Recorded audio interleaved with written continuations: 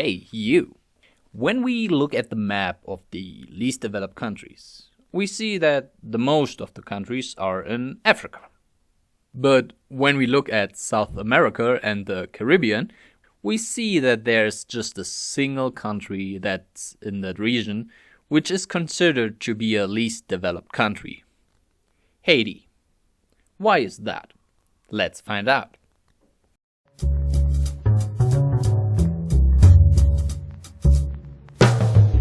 Before we start, I need your help. I already published a few videos, which are the first that I have ever made, and I'm still learning a lot about editing, voice recording, and how I can present these topics to give you better content. If you're interested in economics and economic history, please subscribe to my channel, leave a like, give me some love in the comments, share this video, and also let me know in the comments below what other topics I should cover for you in upcoming videos. With that out of the way, let's go back to the video. To understand why Haiti is one of the least developed countries, we need to dive a little bit into the history and the establishing of this country. For a long time, France and Spain were battling for the power over Hispaniola. That's what the complete island is called. And by the end of the 17th century, Spain was accepting the dominance of France over the western part of the island, with Spain claiming the eastern part. By 1776, the borders were newly structured, which resulted more or less into the borderlines that still exist nowadays between Haiti and the Dominican Republic. That's also why Haiti is French-speaking, while the Dominican Republic is Spanish-speaking. Until the Haitian Revolution, this colony was called Saint-Domingue and was considered to be the Pearl of the Antilles, the richest colony in the 18th century. Its strong economy was based on its most important export crops like sugar, cotton, indigo, and later on coffee as well. And up to 40% of all sugar and 60% of all coffee consumed in Europe at that time were coming from Haiti. Wait. Haiti, one of the least developed countries nowadays, was at one point in history super rich. So where did it went downhill? Well, the whole economy was based on the exploitation of slaves. In 1785, Saint-Domingue accounted for a third of the entire Atlantic slave trade. The colony consumed slaves like crazy, importing them like common goods and exploiting them brutally and let them work to death or tortured them, as Henry Christophe, a former slave and later the king of North Haiti, described. Have they not hung up men with heads downward, drowned them in sacks, crucified them on planks, buried them alive, crushed them in mortars? Have they not forced them to eat excrement, and having flayed them with the lash, have they not caused them alive to be devoured by worms, or unto anthills, or lashed them to stakes in the swamp to be devoured by mosquitoes? Have they not thrown them into boiling cauldrons of cane syrup? Have they not put men and women inside barrels studded with spikes and rolled them down mountainsides into the abyss? Have they not consigned these miserable blacks to man-eating dogs until the latter, sated by human flesh, left the mangled victims to be finished off with bayonet and poniard?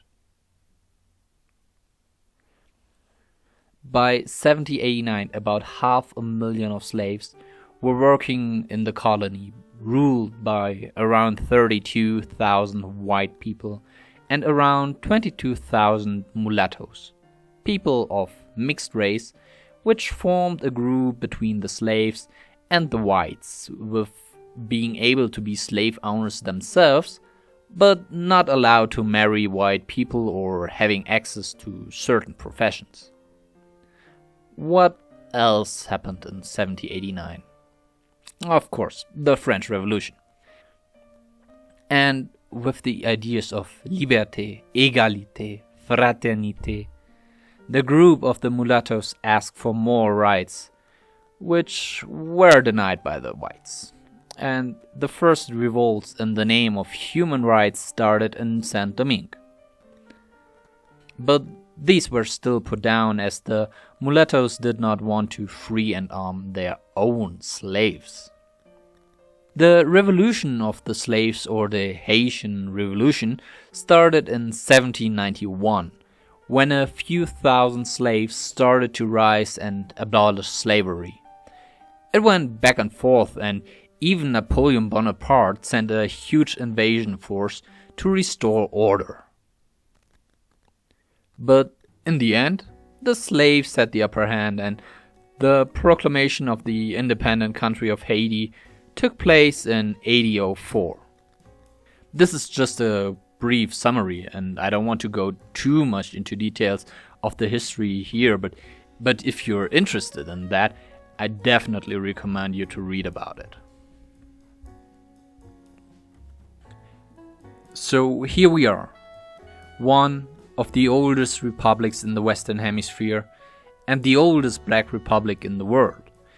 And of course, after a revolution, a country usually needs some time to settle down, and with a strong economic ground, it should just take a short time until the young nation would find a prosperous future. Right? Right? And it was true. Haiti found trade for their products, but they stayed politically isolated. Other nations, which were still having slavery, were afraid that the revolution of the slaves would infect their countries as well.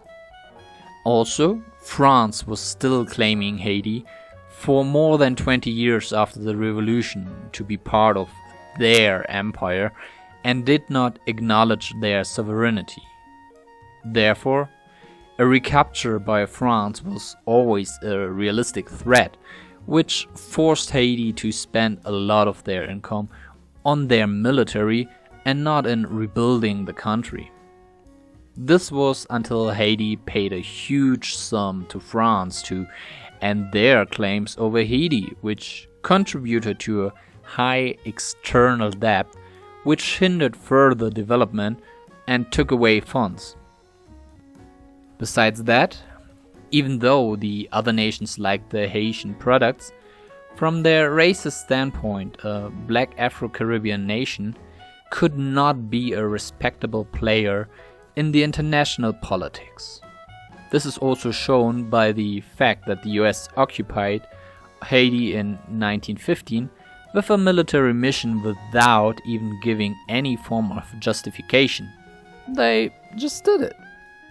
Even though Saint-Domingue was the pearl of the Antilles, as the economy was purely based on exporting raw products to Europe, there was no developed network of supplier or other key markets, which limited the economic relations and with that the political relevance.